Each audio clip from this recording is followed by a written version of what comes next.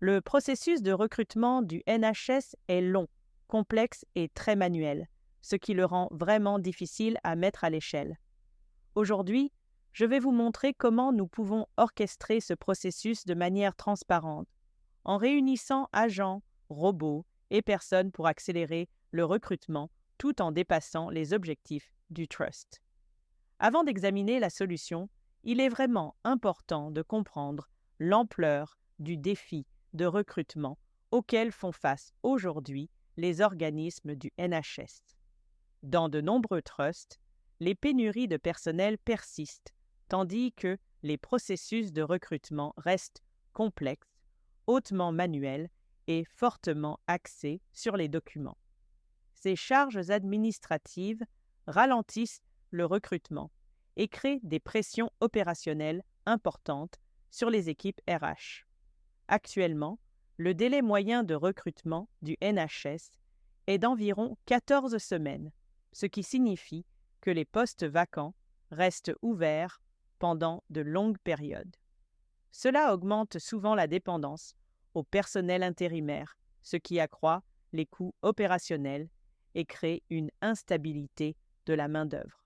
Les objectifs nationaux en matière de personnel exigent désormais que les trusts réduisent considérablement les délais de recrutement en se rapprochant d'un délai de 8 semaines.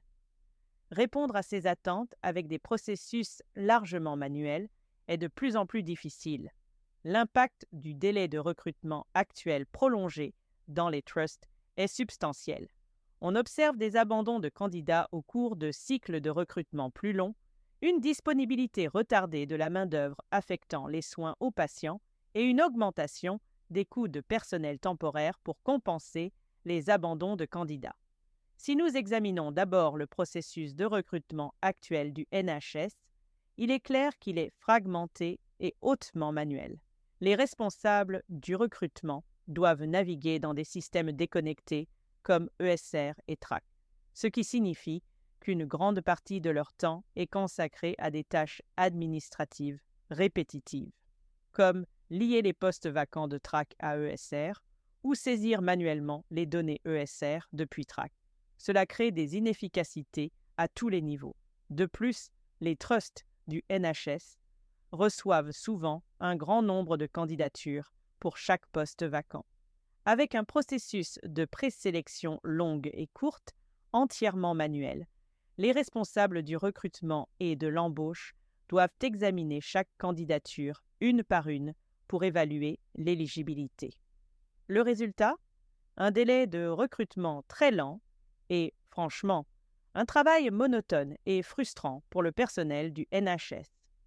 Ce sont ces défis que l'automatisation complète du recrutement proposé est conçue pour relever, réduisant les frictions administratives, accélérant les délais de recrutement et offrant aux équipes RH une meilleure visibilité et un meilleur contrôle du processus. L'objectif de cette conception n'est pas de retirer les personnes du processus, mais d'automatiser ces tâches administratives répétitives, tout en maintenant la responsabilité humaine des décisions, des approbations et de l'expérience candidat. Nous commençons par le responsable du recrutement, qui identifie le poste vacant et définit le rôle. Les approbations budgétaires et RH restent des étapes humaines, car elles nécessitent un jugement en matière de planification de la main-d'œuvre, une responsabilité financière et des contrôles de gouvernance. Une fois le poste vacant approuvé et publié, c'est à ce moment que notre premier processus, RPA, intervient pour automatiser le processus très manuel et fastidieux de liaison des postes vacants de TRAC à ESR. Au fur et à mesure que les candidatures arrivent dans TRAC, les robots peuvent être utilisés pour extraire les informations clés des candidats. Les agents IA peuvent ensuite aider en générant une présélection longue ou courte, recommandée, basée sur les informations des candidats et les critères du rôle extrait de TRAC. Il est important de noter qu'il ne s'agit que d'une recommandation. Un recruteur ou un responsable du recrutement examine et approuve la liste restreinte pour garantir l'équité, le contexte et la supervision. Le robot peut ensuite planifier automatiquement les entretiens et mettre à jour les résultats dans Track, tandis que l'évaluation des entretiens et la décision d'embauche finale restent des responsabilités humaines, car elles nécessitent un jugement qualitatif et une responsabilité. Une fois qu'un candidat préféré a été sélectionné par un humain, les robots peuvent être utilisés pour générer l'offre conditionnelle et inconditionnelle et lancer les vérifications préalables à l'emploi. Ici, la validation du droit au travail peut également être automatisée en utilisant le traitement intelligent de documents du UiPath et les agents IA pour réduire le temps de traitement.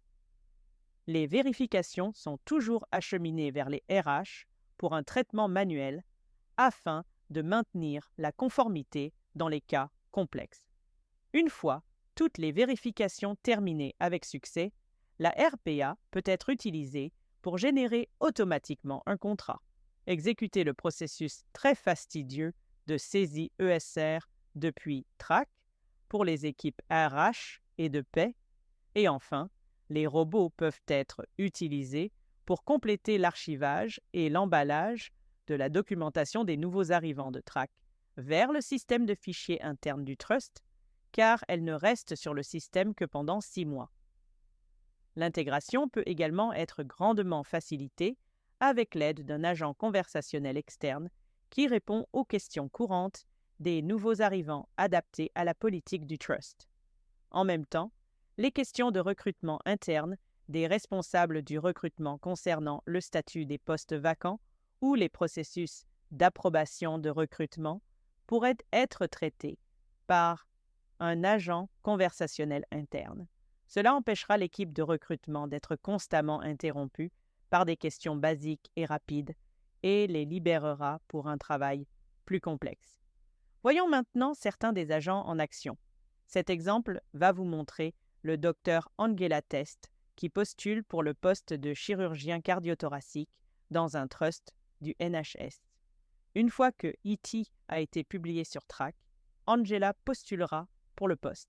En arrière-plan, le robot lancera la liaison des postes vacants de Track à ESR pour lier le poste vacant à ESR. Une fois les candidatures reçues dans Track, un autre robot sera là pour extraire toutes les données des candidats de Track. Ces données seront ensuite utilisées dans notre premier agent de présélection, longue ou courte. Ici, l'agent prend les informations du candidat de Track, par exemple le CV, les réponses à la candidature, la lettre de motivation, ainsi que les informations sur le poste vacant, tels que les critères essentiels et les critères souhaitables, et décide si ce candidat convient ou non pour le rôle. Comme vous pouvez le voir ici, l'agent a terminé son analyse. Il a ensuite transmis ses réponses à un humain via cette application d'action. Cela donne à l'humain ou au responsable du recrutement le contrôle final sur la décision et s'il souhaite présélectionner ou rejeter ce candidat. Comme vous pouvez le voir, toutes ces informations arrivent dans une application très bien conçue qui peut être hautement configurable et personnalisable selon les besoins du trust. Sur le côté gauche, nous avons le rôle, le département, le candidat, l'identifiant Track, puis nous avons la recommandation de l'agent. Ici, l'agent donne au candidat une note globale de 10 et recommande qu'il soit présélectionné car il satisfait pleinement aux 6 critères essentiels et aux 6 critères souhaitables. Il a ensuite énuméré sa justification expliquant pourquoi Angela a réussi les 6 critères essentiels, ainsi que pourquoi elle a réussi les 6 critères souhaitables. Ici à droite, vous pouvez voir que l'agent a également fourni des informations supplémentaires afin que le responsable du recrutement puisse facilement examiner la documentation d'Angela au lieu de devoir parcourir Track et d'autres applications. Vous pouvez donc facilement voir que son CV a été ajouté ici, ainsi que sa lettre de motivation qu'elle a ajoutée dans sa candidature, ainsi que les questions de candidature et ses réponses à celles-ci. Une fois que le responsable du recrutement est satisfait et qu'il peut, comme vous pouvez le voir, prendre la décision finale, il a peut-être vu quelque chose que l'agent n'a pas vu et il pourrait le rejeter, mais dans ce cas, le responsable du recrutement va être d'accord avec l'agent et décide de présélectionner Angela.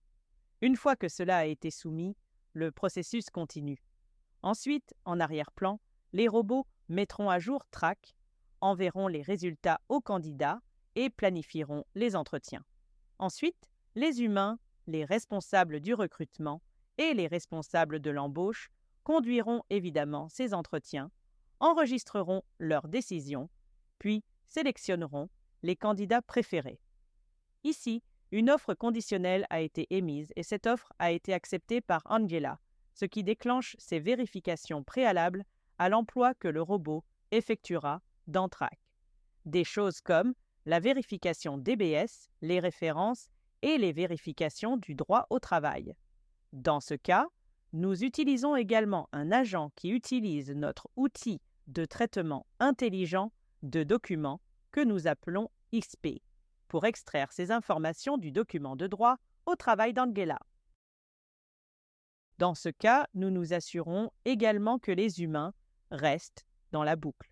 Donc, l'agent transmettra ensuite la validation de l'extraction du droit au travail à un responsable du recrutement, afin qu'il puisse vérifier que l'agent a extrait les bons détails, car les vérifications du droit au travail sont extrêmement importantes pour les trusts. Donc, si nous revenons à notre centre d'action, nous verrons qu'une nouvelle tâche apparaîtra ici pour validation. Comme vous pouvez le voir, il y a une nouvelle tâche de validation du droit au travail NHS.